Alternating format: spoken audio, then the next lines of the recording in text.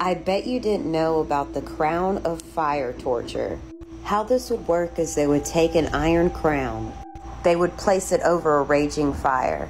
They would then wait for the iron crown to get red hot. Once it was searing red hot, they would place it on the head of the victim. This would cause excruciating burning. And if they tried to remove the crown with their hands would receive the same burns. It wasn't always fatal, but I'm sure you would wish it was, after experiencing the lingering pain of the burns. I bet you didn't know about the shrew's fiddle. It was an old form of torture and humiliation. It was mostly used on women who were caught gossiping, bickering, fighting, or disobeying. It would fasten around the victim's neck. Their hands would be restrained out in front of them. Sometimes they would be taken out into public wearing the shrew's fiddle. They were made of heavy wood or sometimes even metal, so they weren't even easy to carry around. So there you would be completely restrained and totally humiliated. I bet you didn't know about penny auctions. They took place during the Great Depression. In the United States, a lot of farmers weren't able to afford their mortgage, so they had their homes foreclosed on. Later, when the bank would try to sell the foreclosed property to the public, the previous owner and the rest of the community would show up. The original owner would bid a ridiculously low amount on the property, and everyone else knew that they better keep their mouth shut. If they tried to bid higher than the original owner, they had to deal with the wrath of the community. They would beat the fire out of anybody who tried to outbid the original owner. I bet you didn't know how big the biggest spiders in the world really are. I'm very passionate about arachnids. I own 33 tarantulas, one of them being this beautiful girl right here named Belial. I even own some of the ones on this list. Coming in at number 5, we had the giant Colombian red-legged tarantula, scientifically named the M. robustum. They get 6 to 8 inches in leg span and are native to Brazil and Colombia. At number 4, we have the Brazilian tawny red tarantula, also known as G. anthracina. They can have up to a 10-inch leg span, and they can be found in Brazil and Argentina. Coming in at number 3, we had the Brazilian salmon pink bird eater, also known as the Laciadora parabana. Their leg span maxes out at 11 inches, and they're native to Brazil. I have one of these beauties myself. Coming in at number 2, we had the giant huntsman spider, also known as Heteropoda maxima.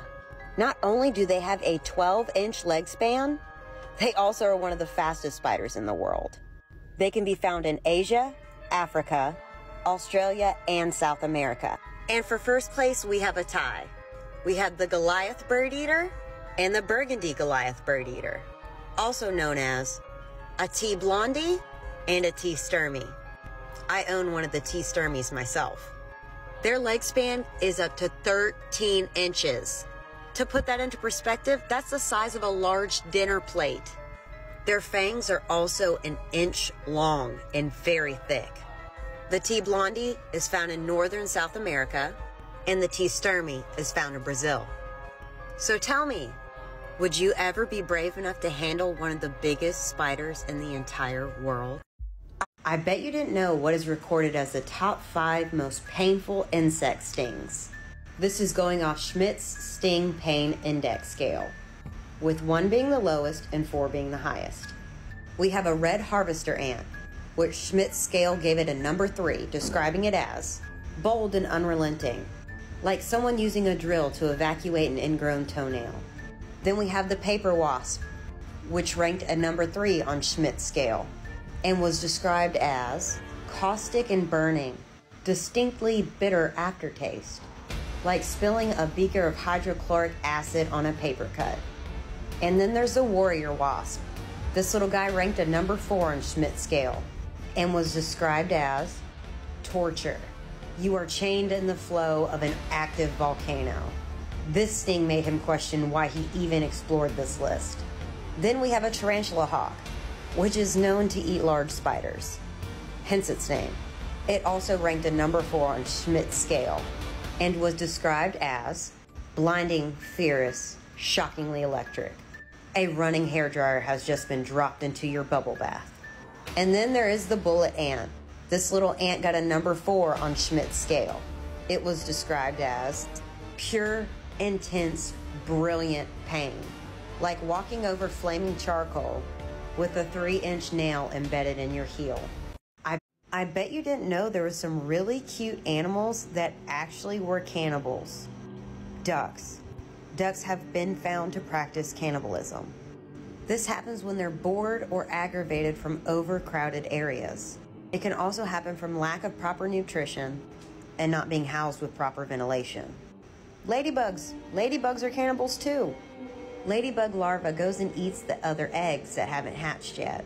The ones that do end up cannibalizing their siblings end up growing faster and stronger than the ladybugs that don't eat their siblings. Yep, cute little hedgehogs are cannibals too. If a mother hedgehog gets frightened, instead of running and leaving her kids behind, she eats them in panic. Prairie dogs have even found to be cannibals. They eat the young of their relatives.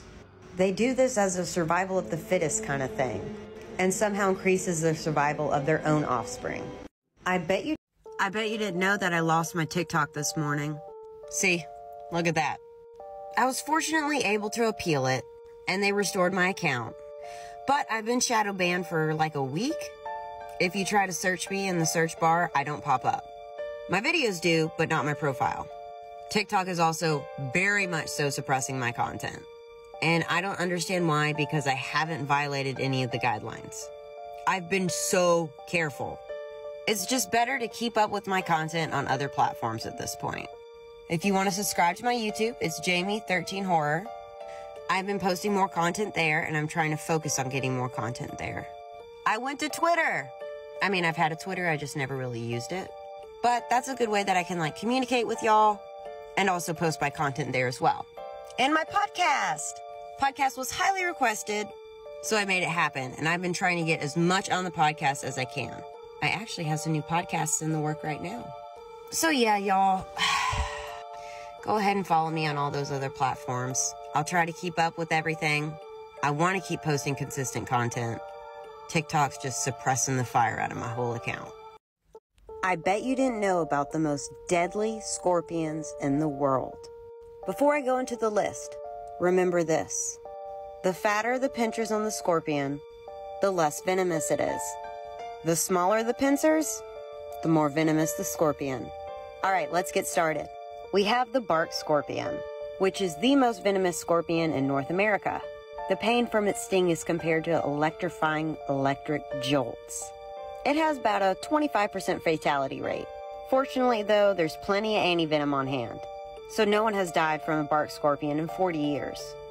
But if you get stung by one, you're going to feel pretty awful and be wildly sick to your stomach. Then we have the spitting, thick-tailed black scorpion. It is the most dangerous scorpion in the southern regions of Africa. Its venom has the same potency as cyanide. But fortunately, this scorpion does something kind of unique. Its first sting is just a test sting.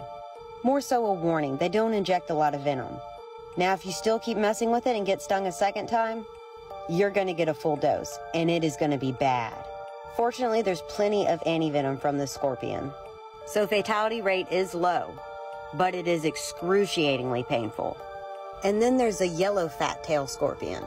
It can be found in the northern region of Africa and Southeast Asia. This is one you definitely don't want to mess with. It has one of the most powerful neurotoxins. Its venom immediately attacks the nervous system and can cause paralysis. If you don't seek medical treatment, you'll perish in 2 to 7 hours from this venom. Something else that's crazy, its exoskeleton is so strong, it can withstand being hit with a sandblaster, like the ones used to remove paint. And there's a Brazilian yellow scorpion. It is the most dangerous scorpion in South America. It'll cause you to become violently ill, and even cause your skin to be so sensitive that the slightest touch will be excruciatingly painful. What makes it even worse? The antivenom isn't always guaranteed to work. It can actually make things worse and lead to a fatal allergic reaction. This scorpion alone has killed over 3,000 people in South America. And then there's the death stalker scorpion. It looks the puniest out of all the others on the list. but it is one you do not want to mess with. Its venom is extremely potent and very dangerous, not to mention extremely painful. It can cause death even in the healthiest of people. Not to mention everyone that is stung experiences a life-threatening allergic reaction to the venom. You're very likely to develop pancreatitis after, and you'll die from the collection of fluid in your lungs that the venom causes. I bet you didn't know about the most deadly scorpions in the world. Everyone that is stung experiences a life-threatening allergic reaction to the venom. You're very likely to develop pancreatitis after, and you'll die from the collection of fluid in your lungs that the venom causes. I bet you didn't know about the murders of Lake Bodom. It is the most infamous unsolved murder mystery in Finland. June 5th, 1960, at Bodom Lake, two 15-year-old girls, accompanied by two 18-year-old boys, went camping. Both of the girls and one of the boys were brutally murdered. They suffered from blunt force trauma and stab wounds. Two of the victims were found inside the tent. The other two were laid on top. One of the 18-year-old boys, he survived the attack, though his facial bones were shattered and he had been stabbed multiple times. No one knows who did this. Authorities could never locate the weapons used. The murderer took several things from the scene as well, like the keys to the motorbikes they rode up on, but the motorbikes were still there. The survivors' shoes were found hidden 500 meters out into the woods. Authorities really dropped the ball on this one. Authorities never taped off the crime scene, and immediately a large group of authorities and other people flooded the crime scene, destroying any potential evidence. To make things worse, they called in soldiers to look for items that were missing from the crime scene. They did arrest the one survivor as being the killer, but after a year, charges were dropped. They realized he was innocent. They accused a groundskeeper of also doing the crime. They said that he was disturbed and violent towards campers, but they had no evidence to tie him to the crime. 9 years after the homicides, that man drowned himself in Lake Bodom. So to this day, they still don't know who did this horrific crime to these teenagers. Also, fun fact, the melodic death metal band Children of Bodom, who are also from Finland, came up with the name of their band from this horrific event that happened at Bodom Lake. If you have a specific story or topic you want me to cover, you can go to my page and hit the tip button. You can throw me a tip and then message me saying what you'd like me to talk about, just like I did for this video. You'll get a follow back and a tag from me. I bet you didn't know the truth about the torture device called the Iron Maiden. Now, we've all heard of the Iron Maiden, an iron chamber with large metal spikes inside. Someone could stand comfortably, but when the door was closed, they would be impaled by the spikes, causing the person inside to bleed out. But that's a total myth. All the Iron Maidens you've ever seen were made in the 19th century. They weren't even used as medieval torture, except for this one case. There's no pictures of it, so I'm just continuing to use pictures of actual Iron Maidens. There was a Spartan tyrant that actually used something similar. His wife had a wooden cage built with long metal spikes inside. When the door was closed, the spikes would pierce the victim inside. If it wasn't working fast enough for them, they would open the door and close it again to re-pierce them. Once the victim had bled out, they took the body out and threw it into a river. So while the Iron Maiden isn't real, there was at least something kind of similar. I bet you didn't know about the garrote or how long it was used. This was an execution device used in Spain. It was their form of capital punishment for a long time, like hundreds of years. It started being used in the 18th century, and it didn't stop being used in Spain until the 1900s. Now let's get into how brutal it was. You would be set in this device. Sometimes they would just use a wooden pole and a chair for you to sit on. They would have you sit down and then lock your head into a collar, snug around your throat. Then the lever here would start being tightened, and very slowly would they tighten it. The more they tightened it, the more it squeezed your neck. Some were fitted with a fancy metal spike. As they started to crank it, it would push into your spine. This one was still being used in 1940. Sometimes it would miss the spinal cord and just dig directly into your neck. But the tighter this device got, the harder it was to breathe. Eventually, the person stuck in the garrote was gasping for air, their eyes bulging out of their head. They would claw at their own necks, trying to remove the restraint. Blood and spit would come from their lips. Their windpipe would be completely and totally crushed. And they did it nice and slow. It wasn't until 1990 that they overall stopped using this device for good. I bet you didn't know about one of the very first forms of birth control and how absolutely disgusting it was. In ancient Egypt, they had a very weird method to not get pregnant. They would start by taking some honey. Doesn't seem so bad yet. It's what they would mix with the honey. Crocodile dung. Yep, that's right. They would take crocodile poop and honey and mix it together. They would then take a big old wad of it and shove it up and smear the outsides with it. Just imagine that. The smell alone would be horrific, but they used it for a really long time and they claimed it worked. I bet you didn't know that the death penalty wasn't that common in ancient Egypt. But when it was done, it was brutal. If it had been found out that a son or daughter had killed one of their parents, they would be taken away from the city, put on a pile of kindlings, and set on fire. It would start at the feet and slowly work its way up. They said that this form of punishment was in honor of their sun god. But let's say it was the other way around. A parent killed one of their children. They would take the parent that committed the murder and the corpse of the child and tie them together. Guards stood watch, making sure they didn't untie the restraints, and they were forced to just sit there. As the body started to rot, imagine all the flies, the rotting smell that you couldn't escape, not to mention all the maggots crawling on your body. And they had no choice but to just sit there tied to the corpse. But there's one crime that they deemed to be the worst of all: grave robbing. If you were caught grave robbing, you were definitely being sentenced to death. It was considered one of the most disrespectful crimes in ancient Egypt.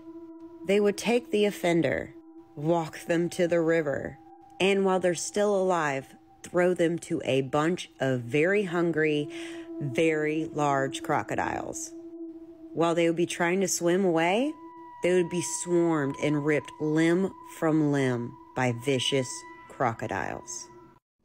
I bet you didn't know about Chinese foot binding and how it was practiced for a whole millennium. Women of status in China were said to have the most petite, tiny feet. The gold lotus, the most ideal foot size, was merely 3 inches.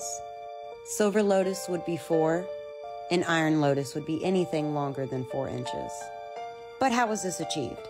Starting at a very young age, mothers would start breaking the toes and arches of their daughters' feet. They would then push them under to bind them as close as they could. Their daughters would be encouraged to continue walking on their broken and mangled feet, thus breaking them further. It was done over and over and over again until petite feet were achieved. This practice continued until 1949, and then some Chinese women still did it in private. It would cause extreme deformities. It would cause walking to be excruciatingly painful for them. But they said it was the only way that they could marry rich. In their culture, men only wanted to marry women with petite feet. So the mothers thought that breaking the bones of their child's feet and then binding them up under themselves was a way to guarantee their daughter would marry rich. There are women still alive in China today with binded feet. When interviewed, they said they regret it highly. One of them says that her feet hurt so bad some days she can't even place them on the floor. But as the saying goes, beauty is pain, right? I bet you didn't know about the father of modern gynecology. and the fact that he was an absolute monster. His name was Marion Sims. He was the very first doctor to give women treatment for their reproductive issues. He did open up the doorway to our modern medicine today, but the way that he did it is horrific. Marion Sims believed that African American women could not feel pain. He used them as his test subjects. He would scout out plantations for African American women who were suffering from reproductive issues. He would then perform the surgery right out on the plantation. There were some that he took back to his hospital, which was just a room with 8 beds, and not a bit of anesthesia would be used. So these women would feel themselves being cut open, and they would be screaming in agony, and Marion Sims still claimed that they couldn't feel pain. Something tells me he knew. He just didn't care. He said slaves were the easiest to work on because at any given time he wanted to experiment with an operation, he had a patient readily available. Marion also said that slaves worked best because their owners would willingly let him operate, because the more babies they had, the more valuable they were. Now that's a little bit of history they don't make common knowledge right there, and it should be, because it's absolutely horrific and barbaric. I bet you didn't know about this form of torture that originated in Korea. It has a very simple name: leg twisting. It would be used as an interrogation tactic to get criminals to confess to their crimes. It was also used on those who had committed treason. They would sit them down and tie their hands behind their back. A rope would tie their knees together, and another rope would tie their ankles together. 2 long sticks would be inserted between the legs, and then they would start to bend them backwards towards the victim. This would cause the knees to dislocate, sometimes breaking the kneecaps as well. It would break the bones in your shin, snap where your ankle connects to your feet. Anyone who was subjected to this torture was left crippled for life. To make matters worse, they would brand their criminals on the head with a tattoo. They had to spend the rest of their life not only crippled, but with a tattoo showing that they were a criminal. I bet you didn't know about this breaking news from Slaughter, Louisiana. The body of 36-year-old Lacey Fletcher was found rotting and melted to the couch in her parents' home. She only weighed 96 pounds, and sources say this is the worst case of neglect they have ever seen. This was the couch she was removed from. The coroner on the case said he can't release too many details because of the legal limitations around this. But in his 30 years of practice, he has never seen anything as horrific as this. He said he couldn't eat for a week, that he cried every day for a week. The community is very confused about this one. They said her parents, Sheila and Clay Fletcher, were well liked in the community. They went to church every Sunday. They would do anything they could to help anyone. But they let their daughter die and rot on their couch. The coroner said from the estimation, Lacey hadn't left that couch in 5 years. Not even to get up and go to the bathroom. They said she was covered from head to toe in feces. Now they're trying to decide if the parents will be charged with cruelty. Their attorney spoke out and said they don't want to relive the pain of losing a child through the media. They have been through a lot of heartache over the years. Anyone who has lost a child knows that. What do you think? Do these parents deserve to be charged? I bet you almost forgot about the tragedy that shook America in 2009. The story of Travis, the chimpanzee that was kept as a pet and raised as if he was a child. I wish I could say this was a heartwarming story, but it's very far from it. Sandra and Jerome Harold purchased Travis for $50,000. The Harolds raised Travis at their home in Stamford, Connecticut. They treated him as if he was their own actual child. Travis would pose for photos and ride around in the tow truck. He was their little mascot. Travis had been socialized with humans since birth. A neighbor even said he used to play around and wrestle with Travis. Travis could do so much more. I bet you didn't know about this breaking. I bet you almost forgot